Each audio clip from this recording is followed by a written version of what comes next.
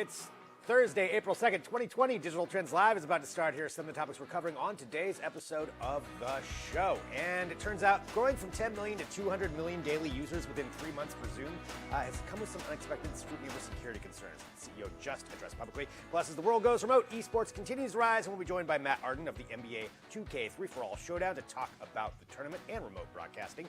And speaking of gaming, we'll also be joined by Lisa Marie Sagarish, who will fill us in on Bunny Day for Animal Crossing, plus some updates about the impending new Xbox and PS5 consoles. And it's Thursday, which means we'll have another edition of Real News, where Aaron Keeney will talk about the latest developments with movie studios as they adjust and decide which films are coming to streaming services. All of that and more on today's episode of Digital Trends Live.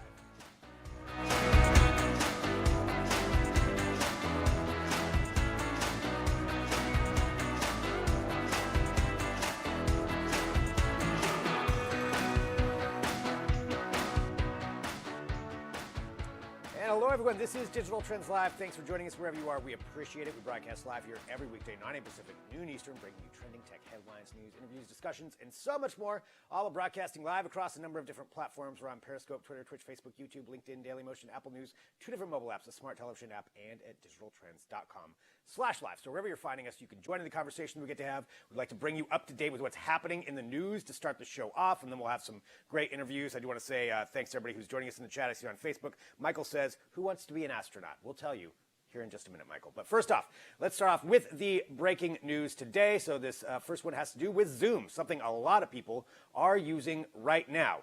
So much so that apparently, according to their CEO, in December they had 10 million daily users. Now, as of this moment, they have 200 million daily users. That's a lot of downloads. That's a lot of users, a lot of people that are using the platform. And with that, there has been some issues that comes along with it, including some security concerns. So let me just walk through a few of the issues and claims that have happened, and then I'll tell you what their CEO responded with today. So there's been an announcement about that. There's a recent investigation by Motherboard, which revealed that Zoom's iOS app was sending some data about users to Facebook, which was not made clear in the app's privacy policy. They have since said that they adjusted with that, or fixed that.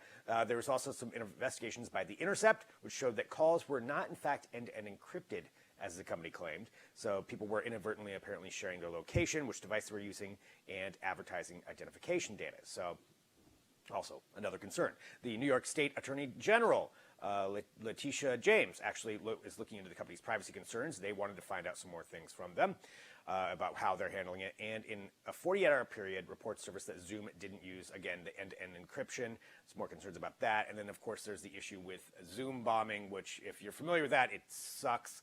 And so there's people out there that are doing that, and you know, they do have to find out some way to address that. So it's a lot of concerns going on. And certainly for a company that's growing so fast and being utilized by so many different services, there's an issue. So what their CEO said is that over the next 90 days, they are committed to dedicating the resources needed to better identify, address, and fix issues proactively. We are also committed to being transparent through this process. So essentially, they're going to suspend making any updates to the app, instead just focus more on the privacy and security issues. So that's what they want to focus on as they go through that. So they said they're going to have a comprehensive review of it. They're also going to share the number of requests from law enforcement and governments, for user data. So how many people are asking for that? So they said that digital rights advocacy groups have called on Zoom to release that information. So that's something else that they're going to adjust with that as well. They did say, you know, that for them, they were developed primarily as an enterprise platform. And now that a lot of individual users are doing that, they're trying to adjust as they go through. But certainly some security concerns, a lot going on there. We've got a full write-up about this at digitaltrends.com that you can go and take a look at. But just be aware of some of these issues. I'd suggest doing a little bit of research on it and taking a look at what some alternatives are, maybe, if you want to check out some of those as well. So that's at digitaltrends.com. All right, continuing on here. Bringing you some trending news right here out of the gate at the top of the show before we get into our interviews. And again, thanks everybody for joining us. Let's talk about this. Microsoft. So they have not only canceled several events that leading up through this year. So there's several of theirs that they already canceled. Now there are reports saying that they're probably going to cancel in-person events not only for 2020 but into June of 2021. That's one of the reports that's coming out right now. So that and this is all in-person Microsoft events. Now, this is according to a report from ZDNet. They're the ones that actually had this out first, that Microsoft has reportedly alerted internal officials about plans to cancel all these public events in favor of online events only for fiscal 2021, which goes through from July 2020 to June 2021. So that's a big development, if that is something that's happened. I mean, obviously we see events getting pushed out and pushed out. The Olympics has been pushed back a year. A lot of different things are being moved, but that's a long ways out for a tech company to move their events. So we'll have to see how that happens. But it is kind of a sign of the times of a lot of these different tech companies moving their events to online only. And Microsoft has said they're going to be doing something for Build. They're going to be doing something for Xbox in light of E3 being canceled. So maybe they've got a whole strategy here of pushing all those out. We'll have to see if that actually does develop. But again, a sign of where companies are looking and how far out they're looking with this if this does go through. But Microsoft reportedly canceling all in-person events through June 2021. We've got more about that at digitaltrends.com. All right, again, bringing you up to date on what is going on here in the news. Let's talk about another rumor going on with YouTube. And this is not surprising. Actually, it's halfway confirmed, we'll say. So YouTube, this is according to a senior media reporter at MSNBC, Daniel Byers, said that YouTube CEO Susan Wojcicki, I'm probably mispronouncing her name, we'll just say that right there, has confirmed the existence of something called Shorts. So this is what they are proposing to combat TikTok. TikTok, obviously one of the most downloaded apps of 500 million active users. Right now for TikTok, over 1 billion downloads. So a lot of companies, not surprisingly, trying to figure out ways to combat TikTok. You've had other ones that have come up before. Instagram has put out some different things trying to do that. They had Reels that was inside stories, and then Facebook had something called Lasso that they were trying to compete with. But this is YouTube, and so reportedly it would be something within YouTube's platform to where it would allow creators to take advantage of not only YouTube's licensed music, which something the TikTok users do, but then also create these shorter videos. How it would exactly play out is a little uncertain, but not surprising that YouTube would want to go after this. And again, that's supposedly going to come out on a podcast from this MSNBC reporter where she did confirm that, where the YouTube CEO did confirm it. So that's another way to go at it. I am curious, what people think about that, where you stand on it, if this is something that you want, or if TikTok is its own thing and nobody can really compete with it. So far, nobody's been able to really mimic that success that they have, but everybody's trying to do it. So again, Facebook's tried it, Instagram's tried it. Not surprising that YouTube's trying it. Even Google, the parent company, has come out with something as well. They've got some different platforms where it's called Area 51 Division, where they create spec apps essentially, and they had one that was even for that called Tangy. Or Tangy, not sure how to pronounce it, but regardless, Google had one too. So everybody's going after it. We'll see what YouTube's looks like, but expect that something like that will roll out at some point this year. And final news update here, and then we've got a product of the day for you and some great interviews coming up. Again, thanks everyone for joining us. Here it is. So a couple of months ago, NASA announced that they were accepting applications to be astronauts. I myself wanted to apply, but they had a little bit of stricter regulations this time on how you could actually do it. They wanted, doctorates and stuff.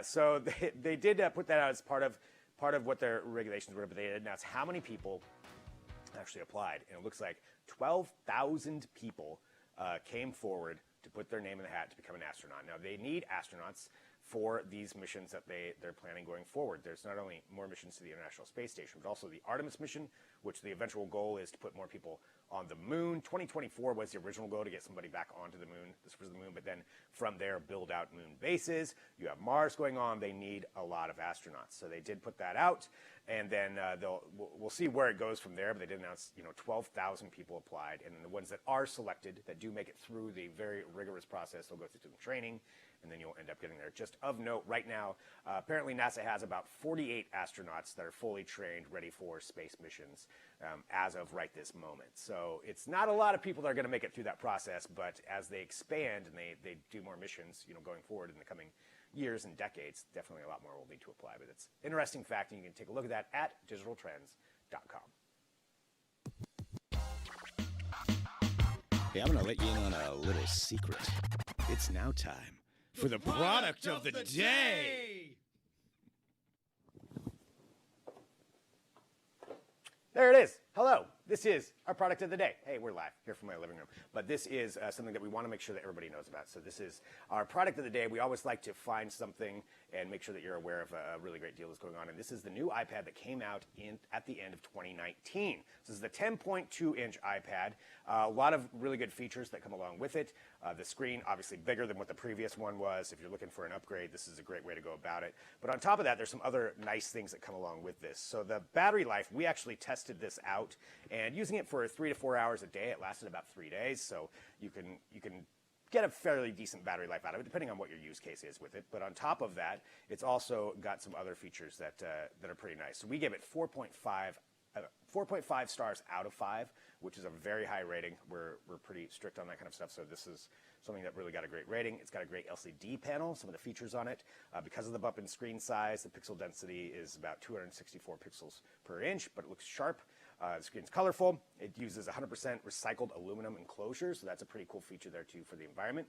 On top of that, it's got a 32 gigabyte base storage, and it has Touch ID. So it uses Touch ID, not Face ID, but still it's got the Touch ID on there. So this is the updated one, and for the price, it's a really good way to get into it.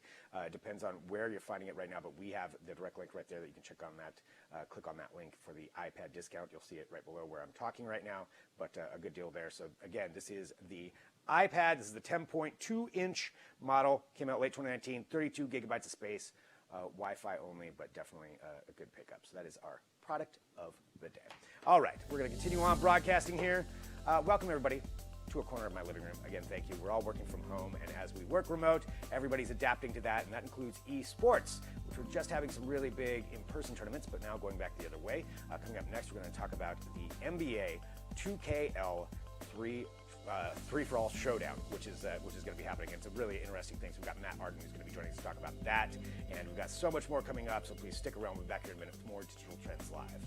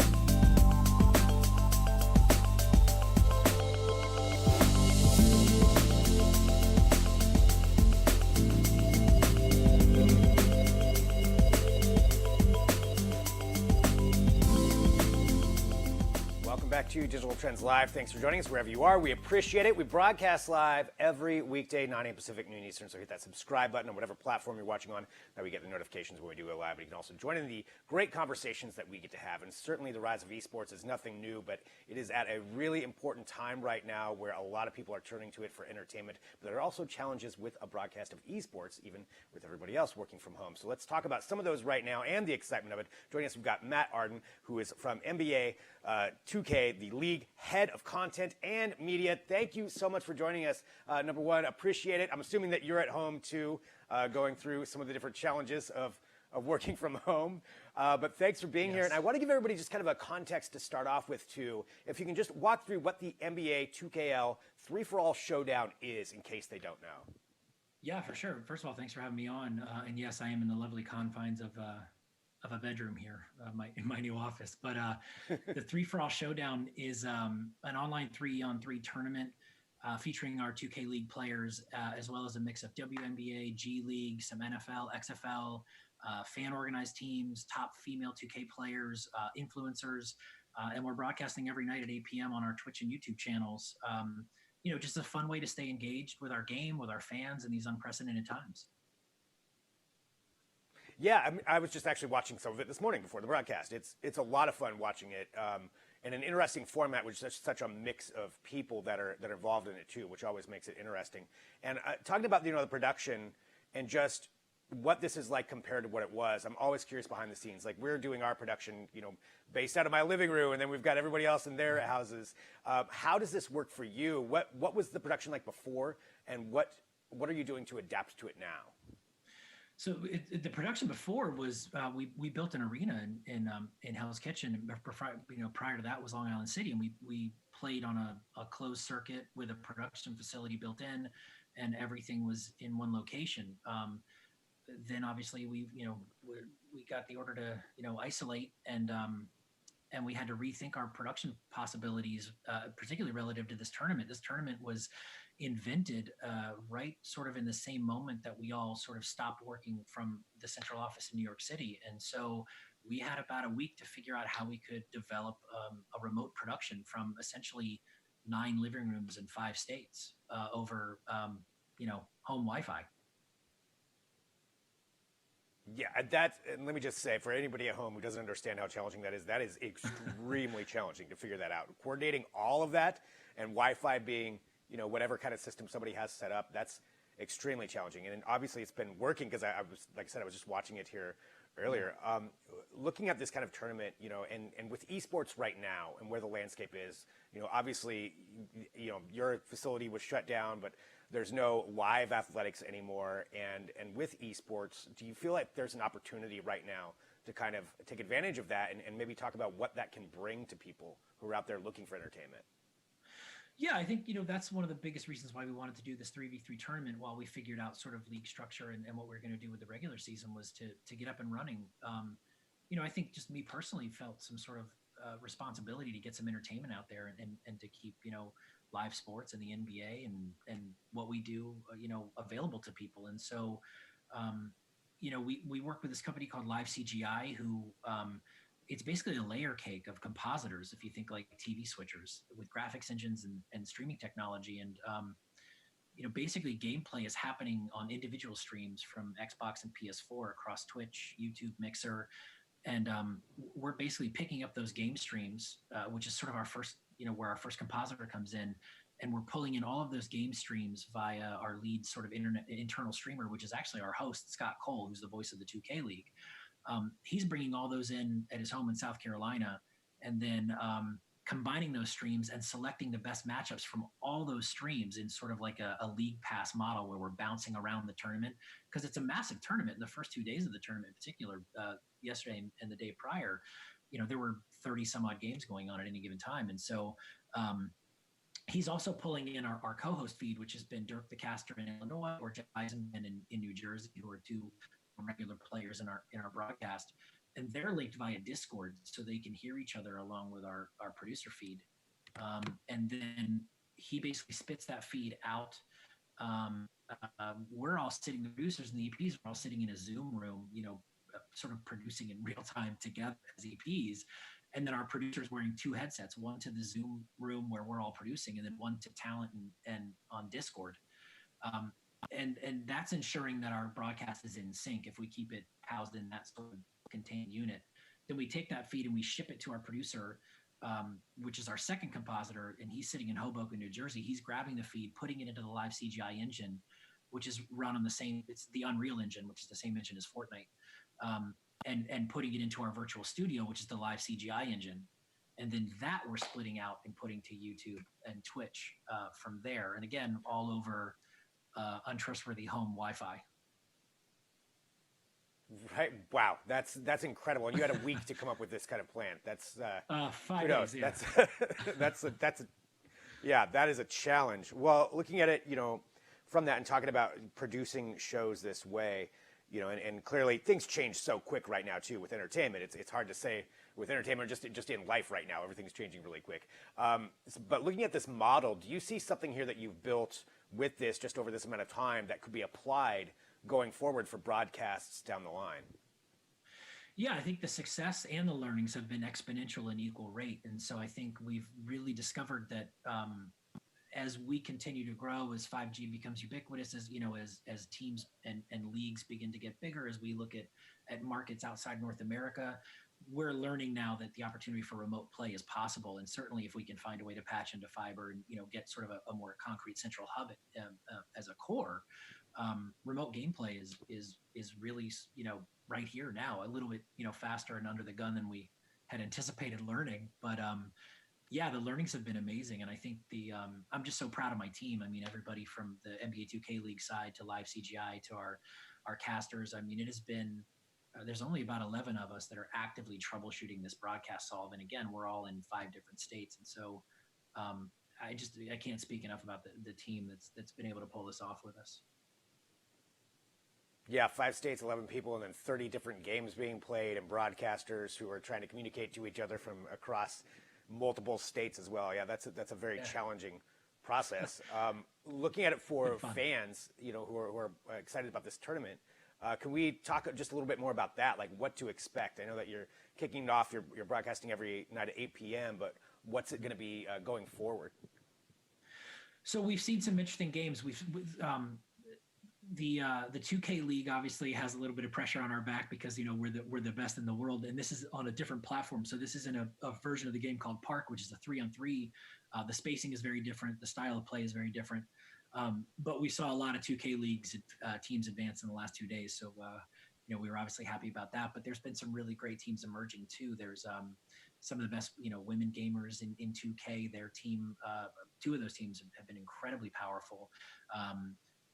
And the influencers. So there's some Park personalities too that are emerging as players that were in the draft pool, who didn't initially get drafted for this season, but are showing their skills, particularly in Park.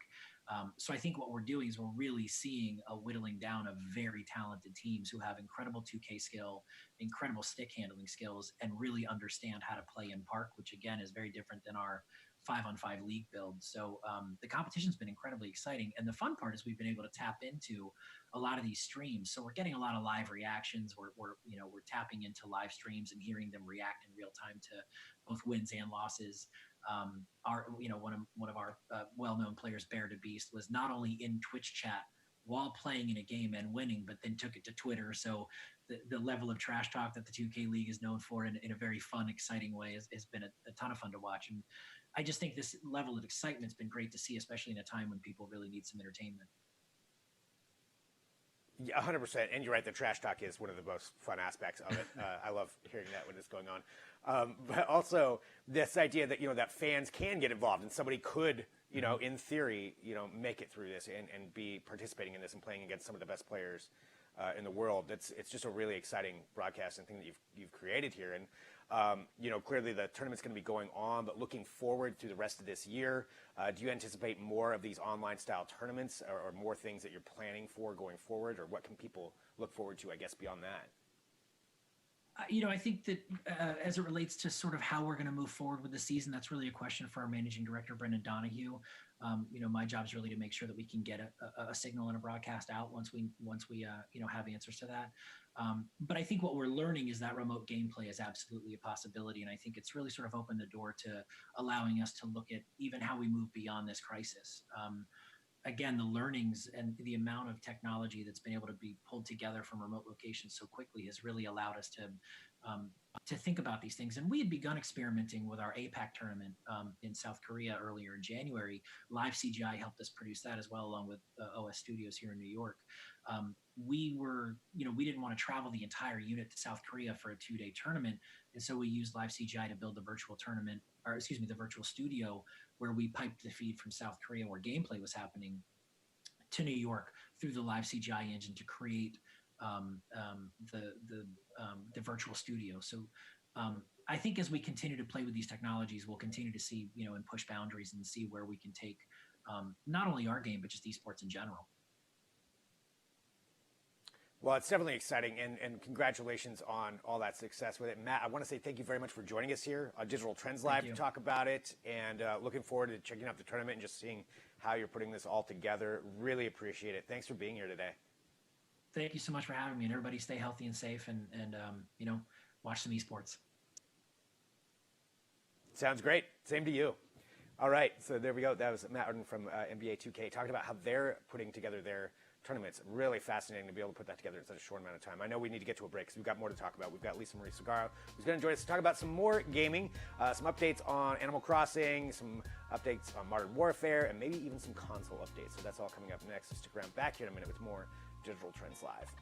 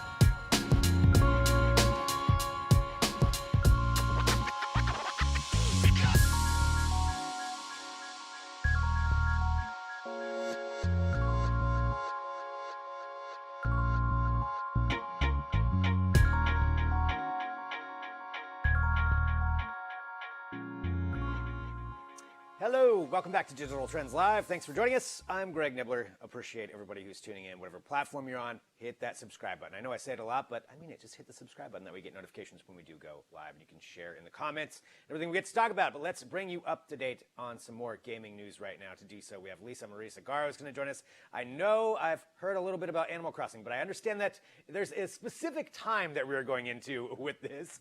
And Lisa Marie, thank you very much for joining us. Walk us through what to expect here with this. Yeah, so Bunny Day kicked off yesterday. It's a holiday in the game where they essentially celebrate like an Easter celebration. So there's this massive egg hunt, and it first started in City Folk, which was on the Wii, and carried over to the 3DS game New Leaf.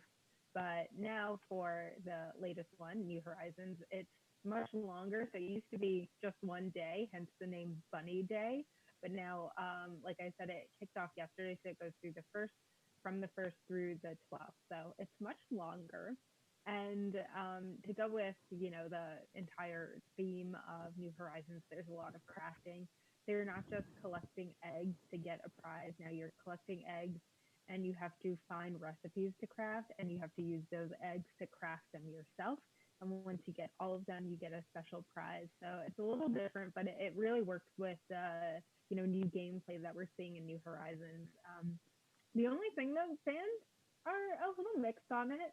So, there was a lot of talk on social media about how, people weren't exactly the biggest fans of the type of items you could craft, or they felt like it was a lot of work, or that the egg hunting interrupted their gameplay for too long. So you get the eggs by, chopping wood in a tree or fishing. So these are ways that players get other materials or collect other animals, things like that. So not everyone is super crazy about it, but it is temporary. So there's that part.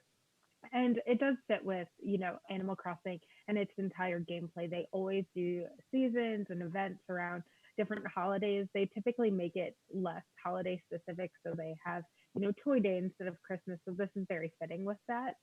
But they also have these characters that go along with it. Like for Toy Day, they're Christmas-esque holiday. They have Jingle, who's a reindeer, and this time they have Zipper T Bunny, who is a rabbit, supposedly, that hosts the event and gives you your prize if you craft all of the materials.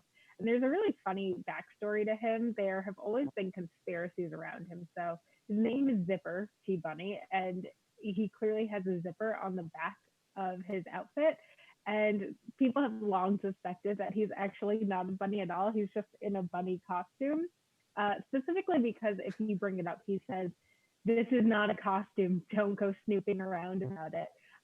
So we have a fun post on digitaltrends.com if you want to check out more of the backstory and the conspiracies on who might be in the costume. So that's also a fun kind of weird aside about Bunny Day. I love a conspiracy theory about Zipper T Bunny. That is the kind of thing I want to be concerned with right now. That's a perfect distraction. So you got that with Animal Crossing. So Bunny Day continuing on. What are some other big developments that are going on right now? Yeah, we do have some fun updates too. Outer Worlds, the port for Switch was delayed, unfortunately, due to coronavirus.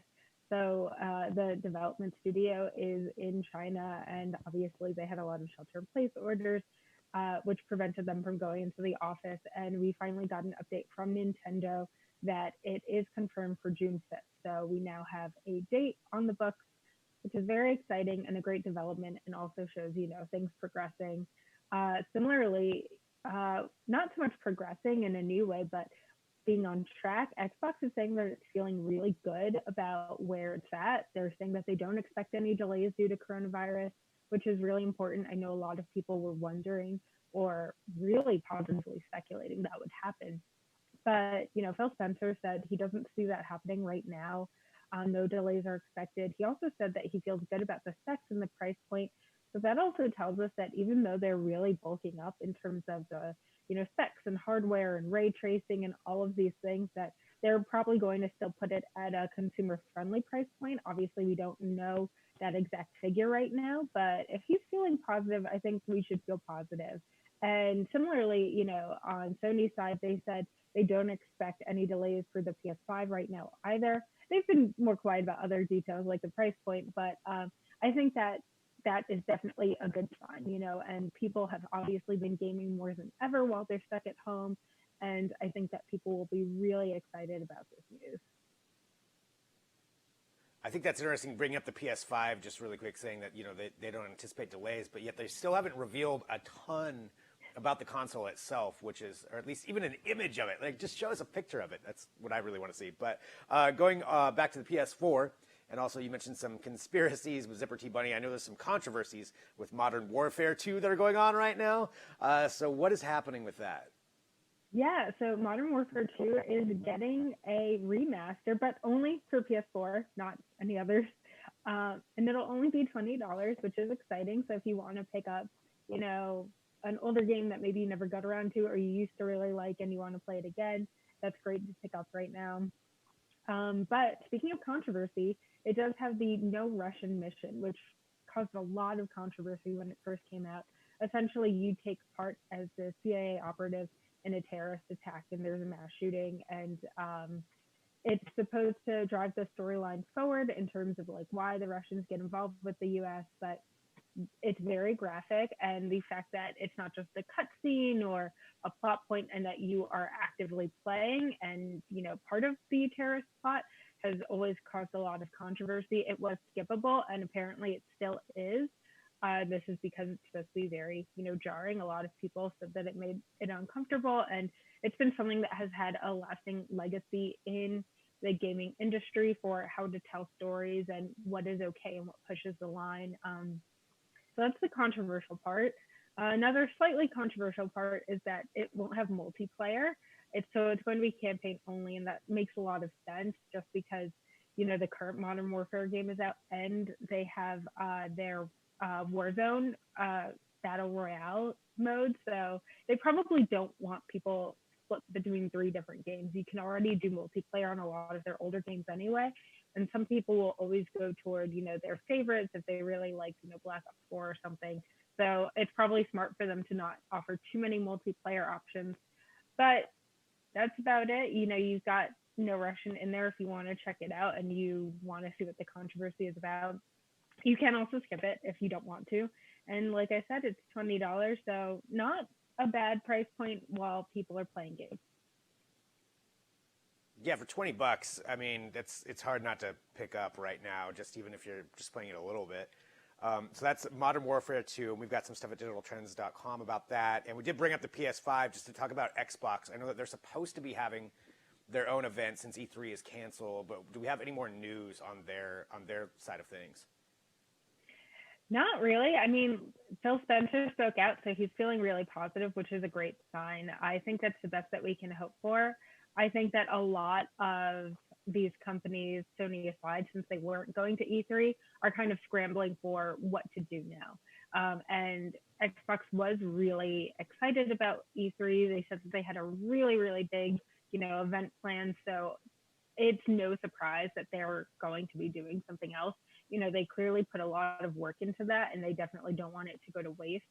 I've also seen some people projecting that, Nintendo or Xbox will do something, virtual so you can explore it, so that their physical displays will be somewhere, or maybe they'll do it in the next year or so. But I think right now we're kind of in wait and see, especially because they're kind of calling an audible and, rejiggering their plans. So I think that the fact that they do have plans is a good sign, though. Well, it's that is true. So definitely an interesting update with that, but hopefully everything comes out accordingly and on time. And Lisa Marie, as always, thank you for joining us. I know we have a lot of updates, a lot going on in gaming. I know you're working hard at keeping up to date with all of that, working from home just like the rest of us. But digitaltrends.com should be your home for all the video game news that you need. So Lisa Marie, thank you so much. Good to talk to you. I'll talk to you next week. Yep, thanks for having me. All right, Lisa Marie Segarra. Again, check that all that out at digitaltrends.com. All right, coming up next, we're going to have real news here in just a little bit. But again, thank you to everybody who's joining us here, wherever you're watching from. We appreciate it. We're broadcasting live here, working from home, and thanks to everybody for joining us. So coming up next, we've got the Dell XPS review. So we're going to play that. Luke Larson went ahead and reviewed that. So we've got that we're going to play, and then we're going to come back. We've got Aaron Keening with real news to bring you up to date on what's going on at the box office with movies. What ones are going to be coming out on streaming services instead of theaters? We'll have that for you too, so stick around. Back here in a minute with more Digital Trends Live.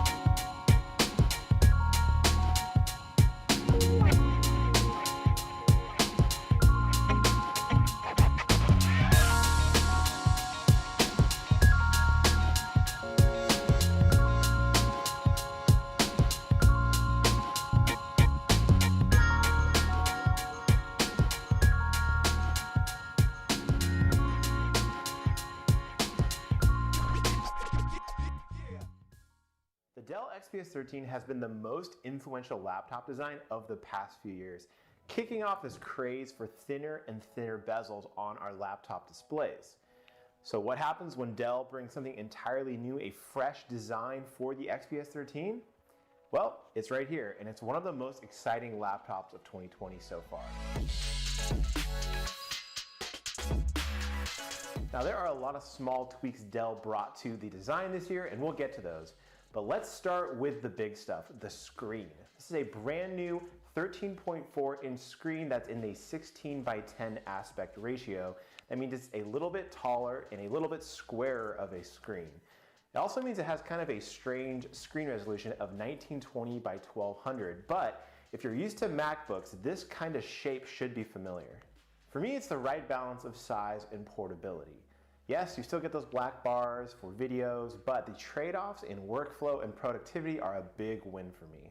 It's a super bright 500 nit display, the colors are really accurate, and the contrast ratio is actually the best I've seen on a laptop that uses a standard LED screen. If you opt for that 4K plus version, this could be a killer little photography laptop. But rather than just add a larger screen to something that's supposed to be small, Dell has actually cut out some of that bottom chin bezel so that the screen sits lower. The overall footprint is still that same small size. And again, smaller bezels are always a good thing. It's hard to explain, but when you sit in front of it and open it up, it really just feels expansive. That extra amount of screen size and that smaller bezel really just makes the screen pop. Now this philosophy of using the space more efficiently applies beyond just the screen. If you go down to the keyboard, you'll see that this is a larger keyboard and a larger touchpad. Essentially what Dell has done is stretch the keyboard from edge to edge, made these keycaps a little bit larger and the space in between them a little bit smaller. The result is something that looks kind of like the old 12-inch MacBook that was a really efficient design. I really like this choice that Dell has made here.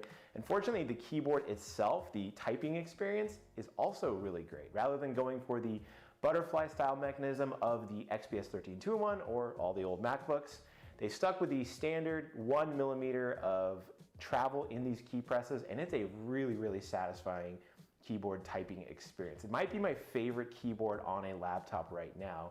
And like I said, the touchpad below is also wider, and they've made the click mechanism a little bit quieter. Just small tweaks, but an overall better laptop experience this year. Now this edge-to-edge keyboard does have a downside, and that's in port selection. Basically what you're getting on this new XPS 13 is one less USB-C port than in previous years, and the reason is because they just couldn't find a place to fit it in the actual chassis itself because of how wide that keyboard is.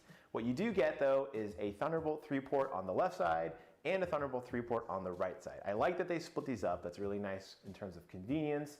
You also of course get a headphone jack and a micro SD card slot. And I know taking away one of the USB-C ports can be really frustrating. I feel like this is enough for me, but again, everyone's different here. And when you do look at some of the competition like the HP Spectre X360, they're still including a USB-A port there. So you really need to keep that in mind when you're coming to this XPS 13. Let's talk about performance, because when you're going out and shopping for a laptop, it's really easy just to compare spec sheets and say, oh, this one's more powerful than this one. But really that's not how real life performance works. And a great example of that is this new XPS 13, because it's using the same 10th gen Ice Lake Intel processors that a lot of other new laptops are using, but Dell consistently gets more performance out of these same components.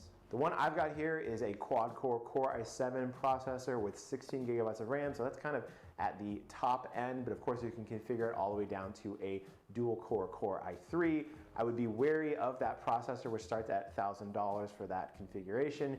You are going to be seeing some restrictions in terms of performance and multitasking, but the one I tested here is a super powerful quad-core laptop. In fact, it's the most powerful quad-core laptop I've ever tested. Now this is interesting because Dell actually released a 6-core Core i7 XPS 13 last year, which had the kind of promise of extra cores, which should bring better performance in content creation specifically. But this year's model is actually only marginally behind that one. It's only 5 or 6% in my test, things like in Handbrake or photo editing, and you know, that's a great sign for this XPS 13 and the components it has inside. But again, Dell's doing extra work there to bring that performance out of those components. Now, I'm not saying you should go out and buy this for a 3D rendering machine or a video editing machine, not at all. You should look towards something like the XPS 15 or some of those bigger laptops with better processors in them. But this one does handle itself pretty well, and I could see it being used as a little portable work machine if you're doing photo editing or some Adobe apps here and there. It could really work for that scenario. Now, of course, these new Ice Lake processors also have better integrated graphics. Intel calls them Iris Plus. The one I have is the highest level, of course, because I have the Core i7. And, this doesn't turn this machine into a gaming laptop by any means. Like, if you try and pull up Fortnite, you can play it. If you bring the settings all the way down to low, it's playable, but honestly, you're going to get the best frame rates if you lower the resolution, which you don't really want to do. So, yeah, you can play some casual games. You can play some of those esports games if you bring the settings down pretty low.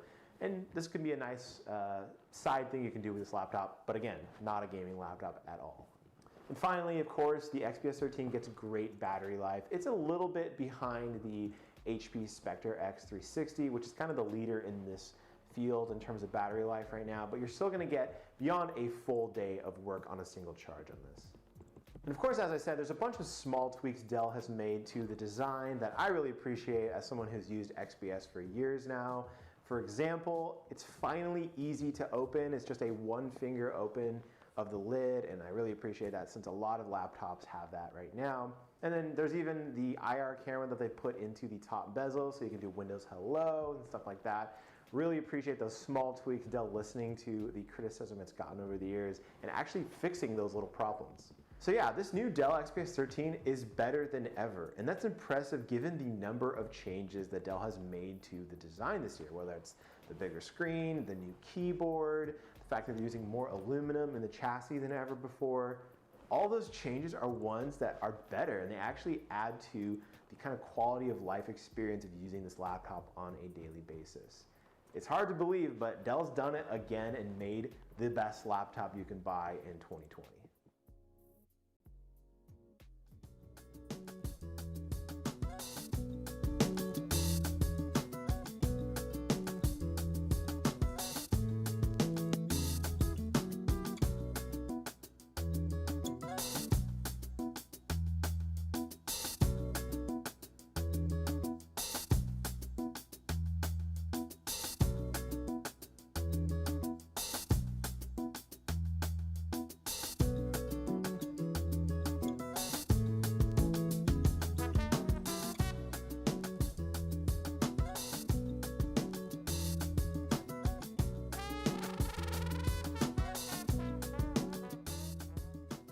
Everyone, this is Digital Trends Live. Again, thank you for joining us. We appreciate all of you who are tuning into the show wherever you are. Thanks. Hit that subscribe button and share the notifications when we do go live. But right now, let's do this. It's time for another edition of Real News, and certainly, just like everything else, the delays from coronavirus are affecting the movie industry, and we're going to talk about that right now. We've got Aaron Keeney joining us. Aaron, once again, thank you for being here on the show, and I know things change so fast in so many different ways, and I'm sure a lot has changed over this last week and over the last 24 hours. Where are we at right now with productions? Well, hi, Greg. Good to see you. Yeah, it's a day-by-day thing. The cascade certainly continues in Hollywood. Well, first up, Sony Pictures has made a big move this week. The studio has pretty much wiped all of its titles off of its 2020 calendar, which is huge, sending shockwaves really throughout the industry. Some big budget films, big stars, big summer blockbusters that we're all going to have to wait just a little bit longer for, up until next year. So some of these films that have been pushed to 2021, Greyhound, Tom Hanks' epic World War II film that's been in production for a while, that was slated for this June. It's moving to 2021. Peter Rabbit 2, we had mentioned that a couple of weeks ago here. That's an Easter film slated for this month originally, was bumped to this August, and now we're going to have to wait until January. So we're going to have a little Easter movie in the winter in January 2021. The film Ghostbusters Afterlife. Greg, I mean, who doesn't love the Ghostbusters, right? I was so excited. I am so excited to bring these to this film. Yeah, and it was originally slated for July, so that's like the perfect summer blockbuster. But sadly, that's now scheduled for March 2021. So we have a couple here coming up in March. Another film too, Morbius, that for Spider-Man fans, you know, that's the Spider-Man spin-off about the vampire character, the Marvel Comics vampire character. That's Jared Leto getting to play that character. That was slated too for July 31st, a big summer film for kids and adults alike. But fans are going to have to wait for that one also until next March. So looking at some of these too, I'm thinking we're going to have a different kind of March Madness next year with the movies. So maybe we can make something with all of this. Another film too that I think a lot of gamers have been waiting for. I know, including like my nephew and my brother. Uncharted. That's the film adaptation of the wildly popular video game. That's one of like the most popular video games in history. I just read. Have you played Uncharted? Yeah. Game. Okay. Yeah, you're like, yeah, I know. Uncharted. Yep. Yeah, I have. Yeah. No. Yeah. It's a great game. Yeah. Yeah, I know it's been around since 2007, the actual video game, but this film has been in production almost that long. This has been a decade in the works, changing directors, changing writers. So it's had a lot of gridlock, but this is now the 10th time that this film has been postponed. So it's postponed from March next year to October next year. Production had to shut down altogether on that film. And, Tom Holland, MCU's Tom Holland right now is attached to play the lead character. I want to say Nathan Drake, but I'm just going off the top of my head. Is that right? Is he the main character? That sounds right. Yeah, I know that he was attached to it too. Well, anyways, Tom Holland right now is attached to play that character in this film. But something we have to think about too, that I was thinking, some of these big stars, I mean, who doesn't love Tom Holland? Tom Holland, though, is already Spider-Man. So Spider-Man 3 is slated to start shooting in July. So we have to think about this kind of stuff too. These big stars, if he's attached to Uncharted and they start shooting Spider-Man 3, what movie are you going to choose? Contracts, timing, all of this stuff that you have to think about. So, which one would he give up if he has to? Hopefully, this will all be scheduled accordingly so we can keep these stars. There's one Sony film though that survived. I'm imagining this giant whiteboard and they just wipe it clean, and then one survived the cut, and that's Kevin Hart's film Fatherhood. That was slated for a January 2021 release, and they're moving it up to October. So we'll have one Sony Pictures film in October. There's Kevin Hart there. He's funny. He's probably like, I'll do it. He's great. So we have that to look forward to in October.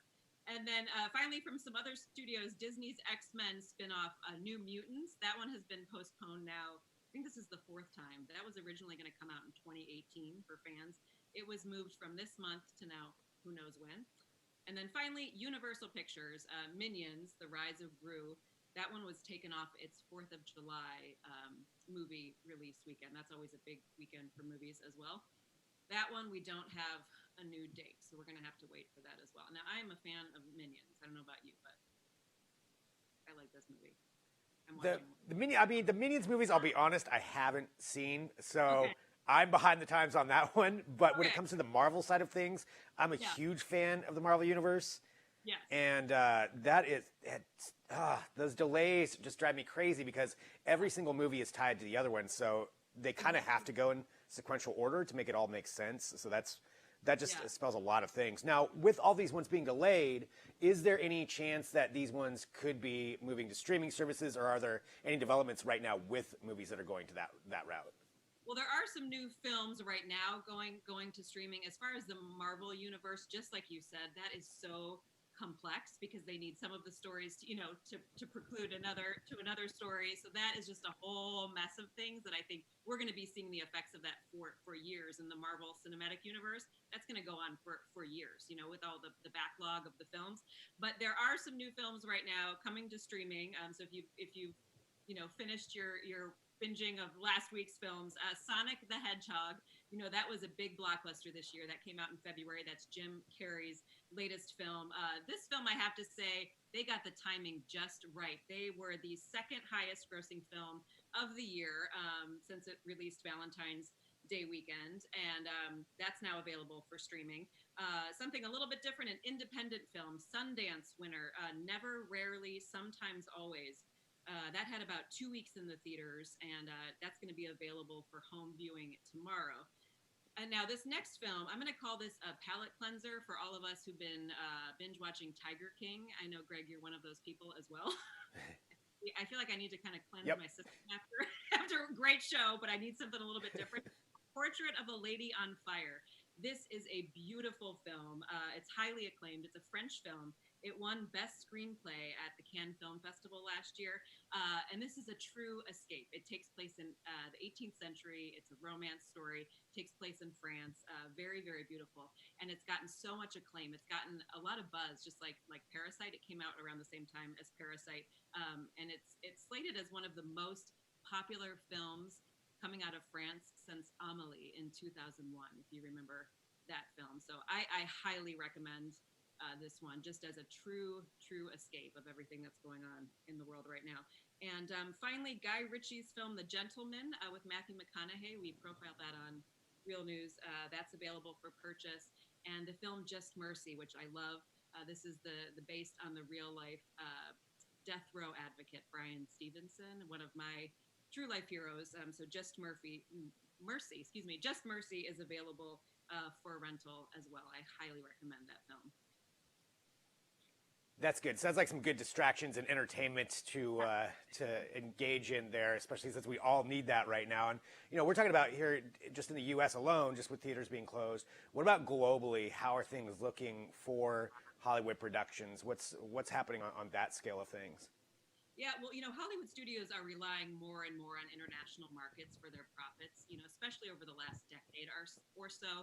And China being number one. I mean, they are the second biggest box office to Hollywood, and they're the biggest foreign market for Hollywood films. And, I think we all have our eyes on China right now to see, we're all, I think, trying to get a clue of when things might come back to normal a little bit, and some of these, social distancing restrictions might be lifted. You might remember back in January, China was the first to shut down all of their major movie chains across the country. And just last weekend, they reopened 500 or so of their movie theaters, I think they have about 70,000 across the country. So in that opening weekend, though, I think it was kind of an experiment to see, who they could get out to theaters and how this might work. They only grossed about $5,000 to $7,000 at the theaters. So not a strong showing, of course, but now China has shut down all of its movie theaters again, for fear of a second wave of the virus spreading. So, we're going to have to wait just a little bit longer. So it just sets everything back again.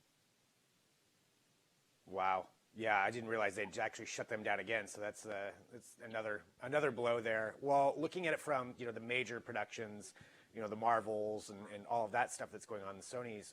What about independent films and some of the smaller films? Like, how do they get their movies out, or what's happening in that world?